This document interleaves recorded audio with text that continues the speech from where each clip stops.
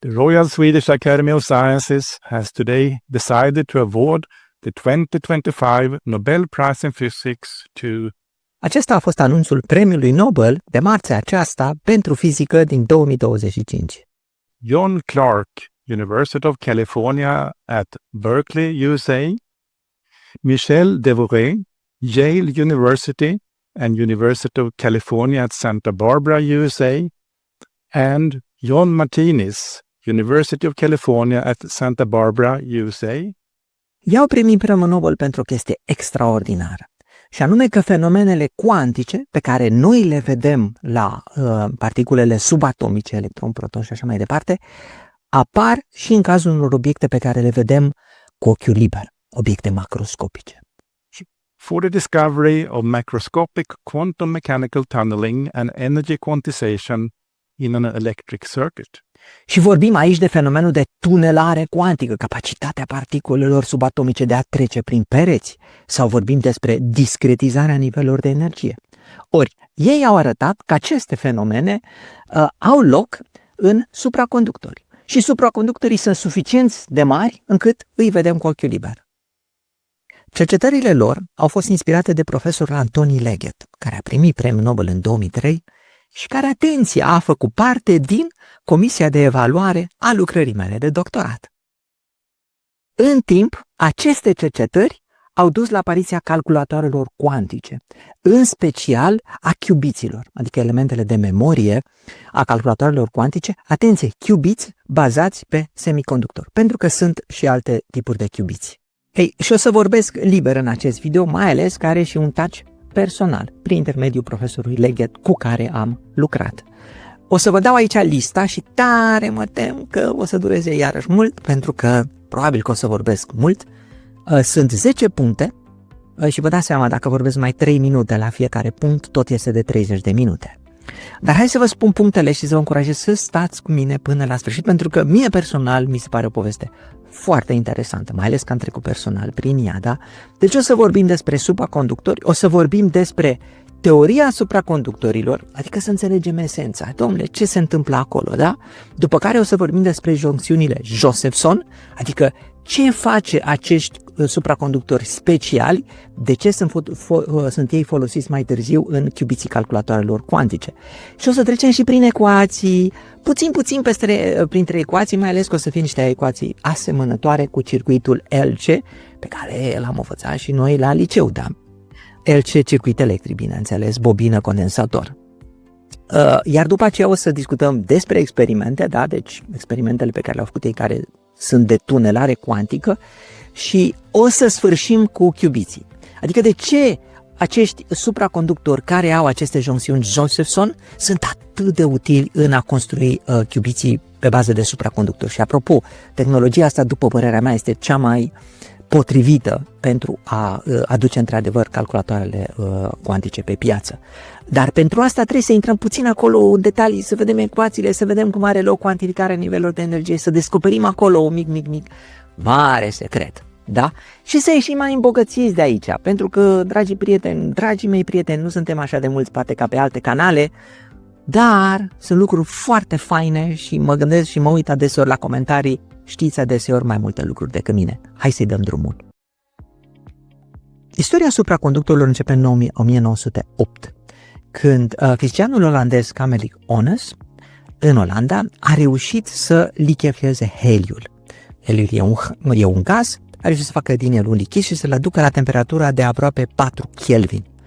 Ei, și ce să vezi, după câțiva ani, când a răcit mercur la acea temperatură, a văzut că prin mercur trecea curent electric fără rezistență, fără niciun fel de rezistență. A numit efectul ăsta supraconductibilitate. Supraconductibilitatea a rămas un mister până în 1957, când 3 fizicieni americani, Bardeen, Cooper și Schrieffer, da, au venit cu o teorie care e foarte bună și care funcționează, au primit și premiul Nobel. Da? Ei s-au gândit prima oară ce se întâmplă cu electronii când circulă prin conductori obișnuiți. Da?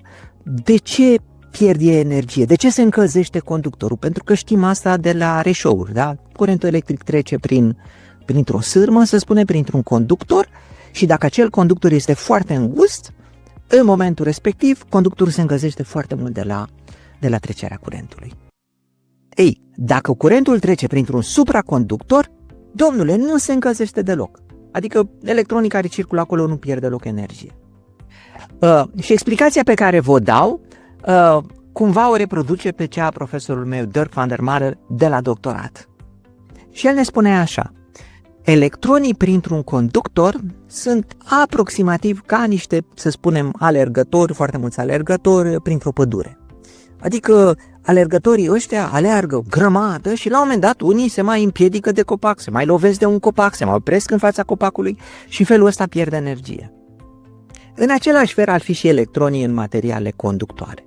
Adică ei în deplasarea lor se lovesc de atomi și pierd energie. Și ce se întâmplă la supraconductori? Ne spunea dânsul. Imaginați-vă așa, că pădurea asta are copaci ordonați. De ce? Pentru că în cristale, în structurile cristaline, așa cum sunt conductorii în mod obișnuiți, atomii sunt ordonați. Da? Și deci, pornim din nou cu pădurea și ne imaginăm că acești copaci sunt ordonați. Și de data asta, în loc de alergători, o să avem dansatori care dansează în perechi și dansează sincron. Și imaginați-vă cum acele perechi dansează toate sincron, un dans foarte, foarte frumos și trec așa lin prin toată pădurea aia de copaci ordonați, pentru că mișcarea lor este sincronă și este organizată în așa fel încât să ocolească toți copacii. Și în felul ăsta se deplansează și dansează foarte frumos, fără să piardă niciun fel de energie, fără să lovească de copaci. Și teoria care explică supraconductorii, teoria BCS, poartă numele celor 3 fizicieni, da, în esență are o explicație similară. Ea spune așa: luăm un material conductor și îl răcim la o temperatură foarte joasă, așa cum a făcut Kamerlingh Onnes, da? Odată ce îl răcim la o temperatură foarte joasă, atomii stau precis ordonați, acea pădure de care vorbeam înainte. Ei bine, și electronii se organizează în perechi, care se numesc perechi Cooper, de la unul din fizicieni. Organizându-se în perechi, ei acum circulă prin conductor sincron unii cu ceilalți și în felul ăsta evită structurile de atomi din jur și pot să circule prin conductor fără pierdere de energie. Există videouri pe internet care încearcă să explice acest proces și hai să arăt și eu aici unul. În cazul de față, ceea ce vedem este în dreapta un electron care se află într-o locație și care, prin intermediul interacțiunilor electrice, da, face ca atomii să se ordoneze către el. Deci, practic, el deformează structura cristalină. În momentul respectiv se creează o sarcină adițională pozitivă care atrage un electron din depărtare. Și în felul ăsta, cei 2 electroni formează perechea Cooper. În fizică spunem că interacțiunea dintre cei 2 electroni are loc prin intermediul rețelei cristaline, sau mai precis a fononilor, care sunt vibrațiile cuantificate ale rețelei cristaline. Trebuie să spus că imaginea asta este suprasimplificată. De ce? Pentru că cei 2 electroni care formează perechea Cooper nu sunt localizați în spațiu. Ei nu stau unul lângă celălalt. Ei, de fapt, sunt perechi în spațiul impulsului. Ce este spațiul impulsului ar fi o discuție foarte, foarte lungă. Dar în fizica stării condensate se folosește foarte des. Este o altă reprezentare a electronilor. În loc să spunem că electronul este în stânga sau în dreapta, desenăm un spațiu al impulsului, deci impulsul electronului este într-o anumită direcție și are o anumită mărime, da? Impulsul înseamnă viteză, da? Și deci ordonăm electronii nu după pozițiile în care sunt, ci după vitezele pe care le au. Ei, și în spațiul impulsului, perechea Cooper este dată de 2 electroni care au impulsurile opuse, deci practic aceleași valori, dar direcții diferite și, atenție, spinii opuși. Și asta este foarte important, faptul că au spinii opuși, da? Pentru că împreună ei formează o particulă, sau mai bine zis o quasi-particulă, de spin 0. Adică ea este un bozon. Ei, și de aici începe descrierea cantitativă a materialelor supraconductoare. Nu mai vorbim de electron ca particule independente, ci vorbim întotdeauna de perechi Cooper, care are o sarcină dublă, da? Și iarăși mai facem o analogie cu particulele obișnuite. Ne întoarcem puțin la electronii obișnuiți și ne aducem aminte că în mecanica cuantică ei sunt descriși de o undă de probabilitate, da? Care are amplitudine și o fază. Ei bine, și perechile Cooper sunt descriși de unde de probabilitate și cel mai important la aceste perechi Cooper este faza lor. De ce este importantă faza? Pentru că, în mod normal, conductorii ăștia sunt la temperatura camerei. Ei nu sunt răciți. Deci, perechile Cooper nu se formează la temperatura camerei pentru că materialul nu este un supraconductor. Materialul trebuie răcit. De exemplu, cum a făcut Cameron Corners la 4 Kelvin. Și atunci devine un supraconductor obișnuit. Ei, și în acest proces de răcire, fiecare material își are temperatura lui la care devine un supraconductor. Și la această temperatură are loc acel proces special, prin care conductorul devine supraconductor. Și acest proces special are de-a face cu perechile Cooper. Pentru că atunci când perechile Cooper se formează, fiecare va avea o undă de probabilitate, da? Și fazele tuturor acestor unde de probabilitate ale tuturor perechilor Cooper se aliniază. Eu îmi imaginez adeseori că se aliniază așa cum se aliniază fazele fotonilor, da? Particulele luminii, atunci când ies dintr-un laser. Pentru că și fotonii sunt particule cuantice și au unde de probabilitate și au o fază, da? Ori diferența dintre lumina obișnuită și lumina de laser este că fazele acestor fotoni, da? Sunt toate aliniate. Sau, mă rog, un alt model, dacă vreți, da? Un pluton de soldați care mărșăluiesc toți așa la întâmplare, când e foarte cald, se zicem că dintr-o dată se răcește foarte mult și capitanul sau locotenentul dă un ordin, da? Și toți mărșăluiesc în fază, sincron.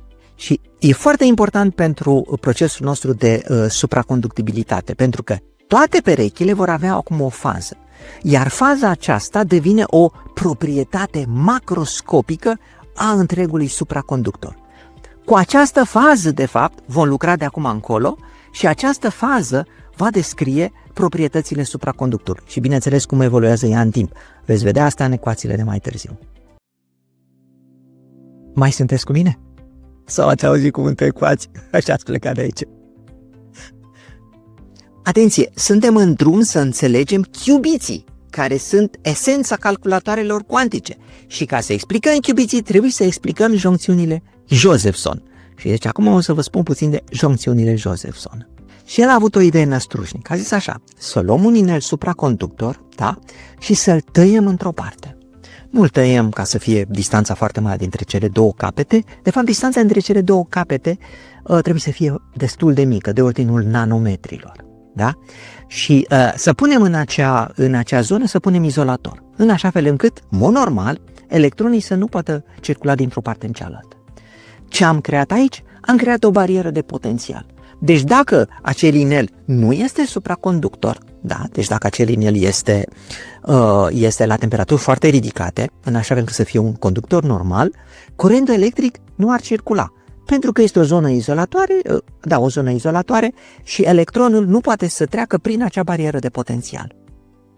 Și eu am studiat inelul cu el când se răcește pentru a fi supraconductor. Și ce să vezi? Mare minune! El a demonstrat că curentul electric va trece prin acea barieră de potențial, deci va trece prin acea zonă izolatoare.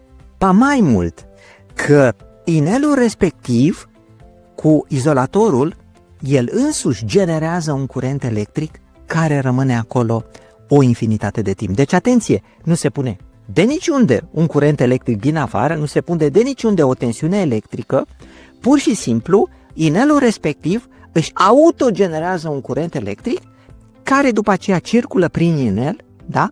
Și care trăiește o infinitate. Proprietățile acestui curent electric, deci cât de mare este el, că este un curent electric continuu, DC, am uitat să zic, proprietățile astea sunt determinate, bineînțeles, de natura supraconductorului, de temperatură, de rezistența normală a supraconductorului, de cât de mare este joncțiunea respectivă, pentru că acest prag dintre cele două unde am tăiat, da, se numește joncțiune Josephson, da? Deci de cât de mare este joncțiunea respectivă și de alți parametri. Dar se produce un curent electric care stă de la sine și se învârte acolo la infinit în inelul respectiv. Ei, și ce avem aici?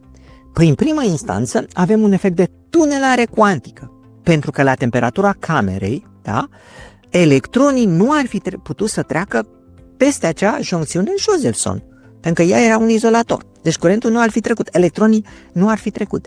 Acum însă avem o tunelare cuantică pentru că electronii trec în partea cealaltă și e cuantică pentru că e prin efecte cuantice. Care efecte cuantice? Cine e responsabil de treaba asta? Bineînțeles, perechile Cooper de care am vorbit mai devreme. Ei, și Josephson a arătat și matematic cum are loc treaba asta. Și anume am văzut că un condensat din ăsta de supraconductor, deci unde avem foarte multe perechi Cooper, care toate sunt aliniate, toate perechile Cooper au aceeași fază, da? Acest condensat este descris de o mărime macroscopică care este faza condensatului respectiv. În mod normal, faza condensatului dintr-un supraconductor este aceeași în tot materialul. Însă, atunci când prin supraconductor circulă un curent electric sau se aplică un câmp magnetic, această fază începe să varieze de-a lungul conductorului. Această proprietate are consecințe fascinante. Într-un circuit format dintr-un inel supraconductor închis, care conține o singură juncțiune Josephson, așa cum am spus, poate apărea un curent electric chiar și în absența unei surse externe. De ce? Pentru că sunt îndeplinite simultan cele două condiții necesare. Faza variază de-a lungul supraconductorului, iar diferența de fază la capetele juncțiunii permite tunelarea cuantică. Și ce reprezintă curentul în acest caz? Este mișcarea perechilor Cooper care traversează juncțiunea, un proces de tunelare cuantică între cele două regiuni ale supraconductorului. Și ca să rezolvăm aceste ecuații, ne interesează care sunt ecuațiile juncțiunii Josephson. Așa cum avem niște ecuații pentru condensator, niște ecuații pentru bobină, care sunt, domnule, ecuațiile pentru juncțiunea Josephson? Și am văzut că acolo cel mai important parametru este această fază macroscopică phi. Și vedeți aici ecuațiile. Și dacă ne uităm la ecuațiile juncțiunii Josephson, vedem în esență că sunt două ecuații. Prima conectează curentul electric cu diferența de fază phi dintre cele două condensate de la capetele izolatorului, capetele juncțiunii, și a doua conectează tensiunea electrică de la bornele juncțiunii Josephson cu aceeași diferență de fază phi. Și sunt două ecuații care sunt extrem de ciudate. De exemplu, dacă luăm tensiunea 0, deci rezolvăm cazul tensiunii 0 de pe juncțiunea Josephson, vedem că dacă locuim în cealaltă ecuație, obținem un curent constant. Cu alte cuvinte, obținem ceea ce am zis la început. Dacă avem un inel supraconductor și avem o juncțiune Josephson, da? Tensiunea este 0, pentru că n-am aplicat nimic aici, niciun fel de tensiune, și totuși curentul va fi nenul, deci va circula curent prin inelul supraconductor care are o juncțiune Josephson. Iar dacă luăm o tensiune electrică continuă, cu alte cuvinte, dacă aplicăm o tensiune electrică continuă la bornele juncțiunii Josephson, obținem un curent alternativ. Și ăsta este al doilea efect care poartă numele lui Josephson. Dar ceea ce ne interesează pe noi este relația dintre tensiune și curent. Pentru că relația dintre tensiune și curent determină ecuațiile oricărui circuit electric, așa cum avem pentru condensator și pentru bobină. Și vedem că ce trebuie să facem în cele două ecuații este să scăpăm de phi, adică să luăm pe phi într-o ecuație și să-l punem în cealaltă. Și vedem că nu este ușor, pentru că acolo apare un cosinus de phi, apare un phi derivat, deci ecuațiile sunt mai complexe. Și atunci putem să încercăm să rezolvăm aceste ecuații în situația în care phi este mic. Pentru că dacă phi este mic și ne uităm la ecuația de curent electric, vedem că putem să aproximăm sin de phi egal cu phi. Și atunci curentul este proporțional cu faza condensatului. Deci, în esență, faza condensatului la phi mic de tot este o măsură directă a curentului electric. Și asta ce înseamnă? Înseamnă că acest circuit cu un condensator și o juncțiune Josephson, da, la o fază mică, se comportă analog unui circuit oscilant LC. Și aici intervin cei trei câștigători al premiului Nobel de astăzi, pentru că aceștia, urmărind sugestiile lui Leggett, au reușit să construiască acest sistem și au reușit să arate cele două lucruri. În primul rând că perechile Cooper într-adevăr tunelează peste juncțiunea Josephson și al doilea lucru este că acest sistem este într-adevăr un sistem oscilant la faze mici, da, de sistemul cu condensatorul cu juncțiunea Josephson și, atenție, lucru cel mai important, el se poate cuantifica. Pentru că să ne aducem aminte de ideea originală lui Tony Leggett, care spunea că noi știm că atunci când particulele sunt foarte mici, mișcarea lor se cuantifică. Adică dacă luăm electronul care se învârte în jurul nucleului, în mod clasic am avea nivele de energie constante, deci nu nivele de energie continue, nu constante, da? Ori în cazul cuantic avem energii cuantificate. Și asta știm de la cuantificarea oscilatorului armonic, cea mai simplă cuantificare. Adică dacă îl cuantificăm, acea biluță, da, și ne imaginăm că acea biluță este o particulă elementară, da? Așa cum se întâmplă adeseori în interiorul atomilor, poți să găsești astfel de modele. Atunci, dacă cuantificăm această mișcare, nu vom obține nivele de energie continue, ci vom obține câteva nivele de energie cu distanța dintre ele dată de frecvența oscilației. Ori, ce a spus Tony Leggett? A spus așa: în aceste circuite electrice care sunt mari, supraconductorii, putem să realizăm o cuantificare a acestor nivele energetice. Ori asta au făcut cei 3 laureați ai premiului Nobel. Adică au construit un astfel de sistem cu o junțiune Josephson, au răcit-o în așa fel că sistemul să fie în stare de supraconductori, da? Și au realizat acel circuit oscilant în care avem un condensator și o junțiune Josephson. Și au arătat că atunci când sistemul este în starea asta supraconductoare, într-adevăr, nivelele de energie nu sunt continue. Într-adevăr, sistemul se discretizează și apar nivele de energie unde distanța dintre nivele de energie este dată de frecvența de oscilație, de data asta, da, a sistemului condensator juncțiune Josephson, în situația, că suntem încă în situația, atenție, în care faza condensatului are valori mici. Ei, și cum vă spuneam la început, Anthony Leggett a făcut parte din comisia care mi-a verificat mie teza de doctorat. Este unul dintre profesorii de acolo. Și asta de ce? Pentru că am colaborat cu dânsul în ultimul an. În ultimul an am făcut măsurători pe supraconductori și împreună, după mai mulți ani, a reușit chiar să publicăm o lucrare. Deci există o lucrare unde este numele meu și al profesorului Leggett și, bineînțeles, al celorlalți colaboratori și al profesorului meu. Profesorul Anthony Leggett și-a luat premiul Nobel în 2003, în același an în care eu mi-am dat doctoratul, dar a luat cu o importanță mai mare datorată fenomenelor, pusă pe fenomenele de suprafluiditate. Deși la vremea respectivă se știa că el a avut o influență uriașă și în domeniul acesta a supraconductorilor. Anthony Leggett este în esență cel care vine cu ideea asta că acest juncțiune Josephson este un model foarte bun pentru a studia efectele cuantice, fizica cuantică, care în general se referă la particule elementare, să o studiem la obiectele macroscopice, adică în acești supraconductori pe care îi vedem cu ochiul liber. Un exemplu ar fi tunelarea cuantică. Ce ar fi, a spus Anthony Leggett și alți fizicieni la vremea respectivă, dacă chiar s-a construit un astfel de sistem, da? Un astfel de inel, o juncțiune Josephson, și s-ar arăta că, într-adevăr, atunci când se răcește sistemul, curentul trece prin juncțiunea Josephson. Deci, cu alte cuvinte, că dacă punem condensator cu o juncțiune Josephson în paralel și realizăm acest circuit, vom avea o tunelare cuantică prin stratul acela de izolator al juncțiunii Josephson. Ori ăsta este primul element care s-a menționat în speech-ul de Nobel, și anume faptul că cei 3 laureați ai premiului Nobel au arătat că, într-adevăr, sistemul funcționează așa cum se crede, că, într-adevăr, tunelarea cuantică are loc în aceste juncțiuni Josephson și în sisteme care sunt, în esență, supraconductoare macroscopice mari. Al doilea lucru care a fost arătat a fost cuantificarea nivelurilor de energie. Pentru că am văzut, atunci când phi este mic, curentul este proporțional cu phi și, în esență, juncțiunea Josephson se funcționează ca o bobină. Și atunci avem un oscilator clasic, da, în care putem să considerăm că partea din dreapta este asociată sarcinii pe condensator. Da? Deci asta ce înseamnă? Că avem un sistem în care energia potențială este dată de energia condensatorului, iar forma energiei potențiale este așa cum se vede aici, iar pe axa orizontală avem sarcina, da? Și, în mod normal, acest sistem în situația cuantică trebuie să aibă energii cuantificate. Asta este cuantificarea oscilatorului armonic. Deci, dacă am măsura nivelele de energie în acest circuit electric, da, în care avem un condensator și o juncțiune Josephson, ar trebui să vedem nivele discrete de energie.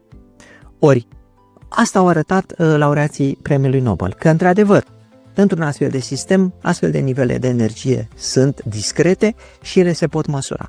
Cu alte cuvinte, s-a verificat ipoteza originală la care, a participat și Anthony Leggett, cum că această cuantificare a nivelurilor de energie are loc nu numai pentru particule elementare, așa cum se întâmplă în atomi, acolo unde energiile electronilor în mișcare sunt cuantificate, dar se întâmplă și în aceste obiecte macroscopice, da?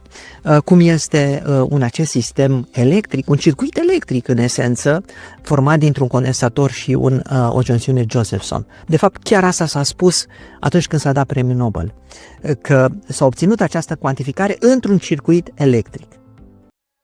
Aici ajungem la ultima parte, legătura cu qubitții și cu calculatoarele cuantice. De ce aceste junksiuni Josephson? De ce acest circuit cu un condensator și o juncțiune Josephson? Da? Ca să vorbesc despre qubitți ar trebui să zic puțin despre qubitți, da, despre qubitți ar trebui să zic puțin despre biții obișnuiți, dar asta știți, da?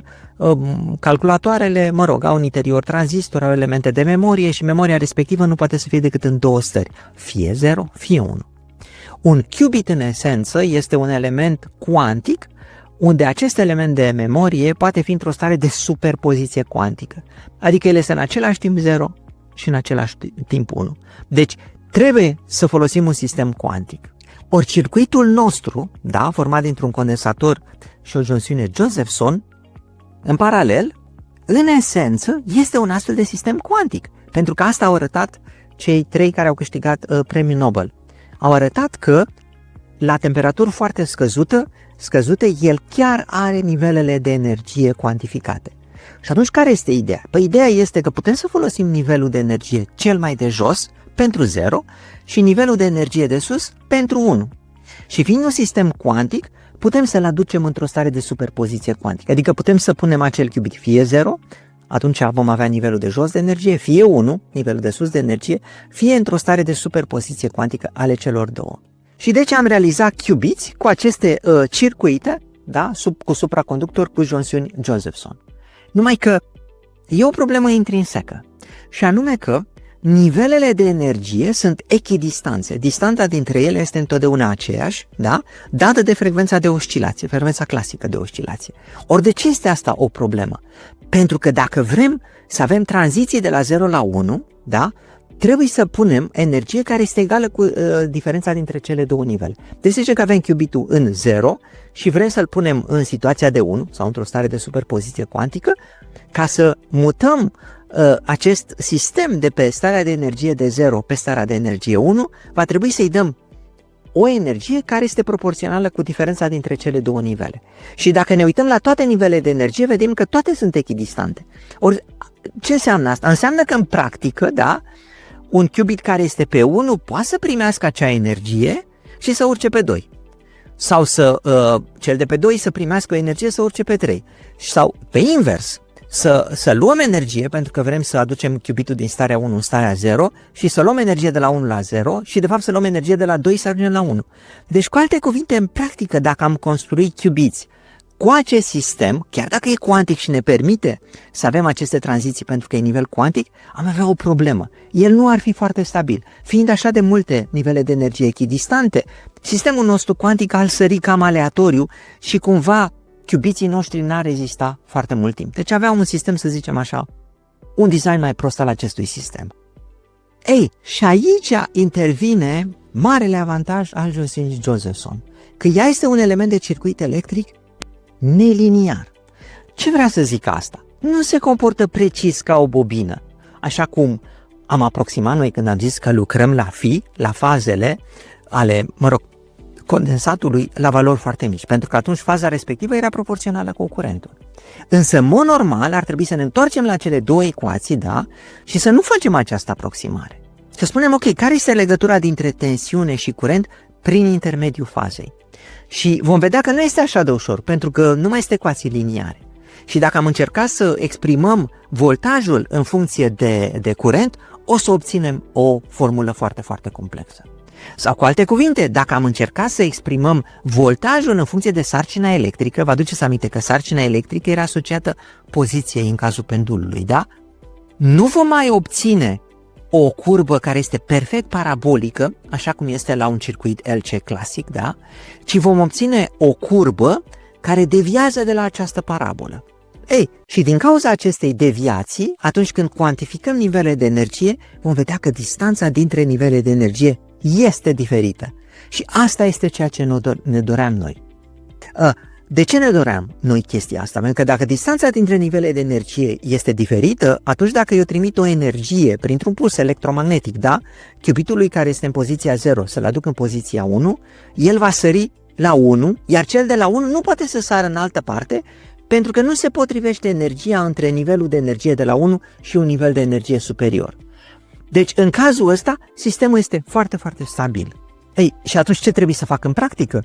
În esență, trebuie să lucrez la faze phi care sunt mai mari, în așa fel încât să nu fie o aproximație liniară, care înseamnă, în esență, curenți puțin mai mari. Și atunci sunt în acest regim neliniar în care nivelele de energie nu mai sunt echidistante și atunci tranzițiile care au loc la frecvența pe care mi-o doresc eu au loc întotdeauna între 0 și 1. Deci mă învârt cu sistemul meu numai între 0 și 1 pentru că îi dau întotdeauna o energie prin pulsul electromagnetic care este precis egală cu diferența între cele două nivele și nu cu diferențe între alte nivele de energie. Ei, și asta este esența qubitului, da? Pe baza căruia după aceea se construiesc calculatoare cuantice folosind qubits. Ei, vă dați seama că mai sunt și alte elemente adiționale, pentru că ce am vorbit noi aici e foarte, foarte simplu. Și am văzut că la un moment dat se mai injectează curent pentru ca cu ajutorul acelui curent injectat să se poată decide dacă e vorba de o scriere, dacă e vorba de o citire a memoriei și așa mai departe. Și în final, bineînțeles că aceste citiri-scriere se fac prin intermediul unor pulsuri electromagnetice. Ei, și am ajuns la sfârșitul acestui video. E drept că în partea a doua mi-a luat ceva mai mult, asta și pentru că mi s-a oprit camera între timp și atunci m-am lungit în partea a doua. Aș vrea să adaug două lucruri pe care le-am scris aici. Primul, cuvântul macro și a doua, 2E. Macro, am vorbit la început că această stare supraconductoare este considerată o stare cuantică macroscopică, pentru că acea fază a corelatului de supraconductor, da, se întinde în tot supraconductorul, deci într-un obiect macroscopic pe care îl vedem cu ochiul liber. Sincer să fiu, am o problemă adânc filozofică cu această definiție. Mie îmi place mai mult definiția cuvântului macroscopic legată de forțele gravitaționale. Adică, un obiect este macroscopic dacă pot să-i simt forța de atracție gravitațională. Nu zic, atenție, dacă poate să curbeze spațiu-timpul, dar dacă pot să-i simt forța gravitațională. Și să știți că s-au măsurat forțe de atracție gravitațională pentru obiecte foarte, foarte mici, cum ar fi, de exemplu, un fir de păr. Cred că pe acolo, pe undeva, este recordul mondial, ar trebui să verific. Dar astea sunt obiecte macroscopice.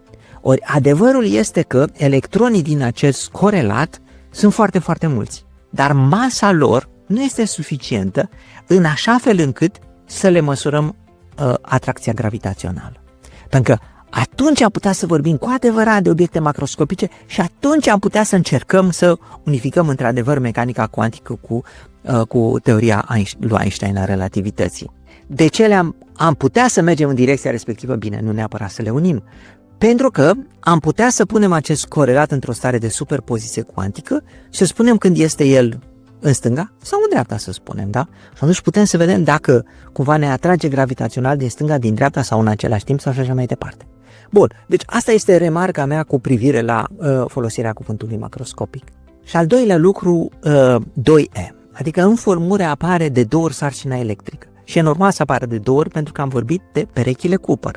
Ceea ce tunelează Johnsiunea Josephson nu este un singur electron, ci este o pereche de 2 electroni. Și apar amândouă. Dacă vă uitați în formule, apare constanta lui Planck. Și nu apar alte constante de material, să spunem, da? Ori asta înseamnă, se reduce în fizică, se vorbește că fluxul magnetic este cuantificat și că e o unitate de flux fundamental. Dar ideea de bază este că odată ce ai cuantificat acest sistem supraconductor, faci referire direct la constantele fundamentale, nu la constante de material. Și asta îți permite ție ca să adresezi chestiuni fundamentale când vine vorba de măsurătoare. De exemplu, dacă vrei ca să faci un oscilator și vrei să știi precis când este frecvența respectivă raportat la constantele fundamentale, poți să te folosești de acești supraconductori. Deci, ei cumva sunt un fel de ceasuri naturale ale Universului care îți aduc aceste constante fundamentale la suprafață. Și ăsta a fost videoul de astăzi, sper că v-a plăcut, sper că rămâneți cu ceva, nu numai cu amintirea unui premiu Nobel, dar ideea asta, da, care leagă supraconductorii de qubits și de calculatoarele cuantice. Măcar poate vă aduceți aminte, cum funcționează un qubit, că mi-a zis toată mie presură. Da, numai puțin, avem acel circuit LC, da, în care bobina, este înlocuită cu o jonsiune Josephson. Și acea jonsiune Josephson are o relație specială între tensiune și curent, datorită unor efecte cuantice, nu? Și acolo îți dă o non-linearitate și acele nivele de energie se cuantifică și două sunt foarte importante și acolo ai 0 și 1. Măcar dacă cu atâta rămânești. Și mă bucur foarte, foarte mult. Încerc întotdeauna să fac aceste videouri sub o jumătate de oră. Nu știu dacă astăzi mi-a ieșit, dar voi încerca pe viitor. Să pun eventual mai puține puncte și să vorbesc într-adevăr mai puțin la fiecare punct. Știți povestea de sfârșit? Eu sunt Cristian Presură, dacă nu v-ați abonat, o puteți face chiar acum apăsând pe acest buton de abonare. Mă puteți găsi mereu pe Patreon, ați văzut acolo, vă dau răspunsuri în privat la întrebările voastre și toate contribuțiile sunt binevenite pentru că ajută la acest canal. Până data viitoare, eu sunt Cristian Presură, voi sunteți cool, numai de bine, la revedere!